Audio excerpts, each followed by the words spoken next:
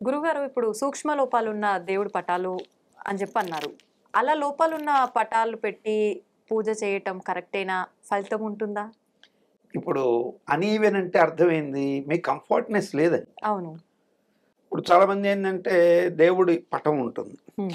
ఆ కింద ఎక్కడో పటం కింద హ్మ్. అంత మాత్రం చినిగిపోయి ఉంటుంది. ఆ! అరే దేవుడి రూపం అంతా చక్కగా ఉంది. కిందే ఉంది. హ్మ్. హ్మ్. కొద్దిగానే కదా! అంతే. దేవుడి దగ్గర బానే ఉంది గదా! కదా! పైనంతా. హ్మ్. మరి నీకో రూ. 100 నోటిచ్చి అంతా బాగానే ఉంది నంబర్ కనపడుతుంది. కింద బొక్కబడితే ఏముందయ్యా ఎత్తుకో ఇయ్యేస్తే అంటే అరే వాల్యూ కొత్త లేదు నోటు గదా! అని తెచ్చి పెడతా పెట్టవా? పెడతాం. కాబట్టి హ్మ్.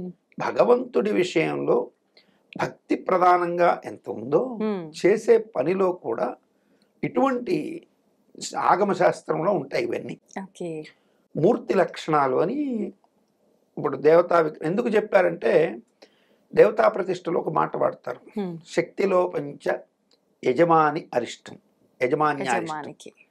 మంత్రలో పంచ ఋత్విజారిష్టం. నీ ఋత్వి దగ్గర డబ్బులు తీసుకొని కూడా మంత్రం లోపం చేస్తే ఆ చేసిన అయ్యవారికి పాపం అంటుతుంది. ఓహ్! ఓకే. ప్రతిమాలో పంచ దేశారిష్టం. దేశానికే. దేశానికి అరిష్టం. హ్మ్. అంటే ఎప్పుడైతే ఆ ప్రతిమలో లోపం వచ్చిందో కలిపురుషుడు కాచుకోని ఉంటాడండి. ఎక్కడ దొరుకుతుందా అని ఎతుకుతుంటాడు.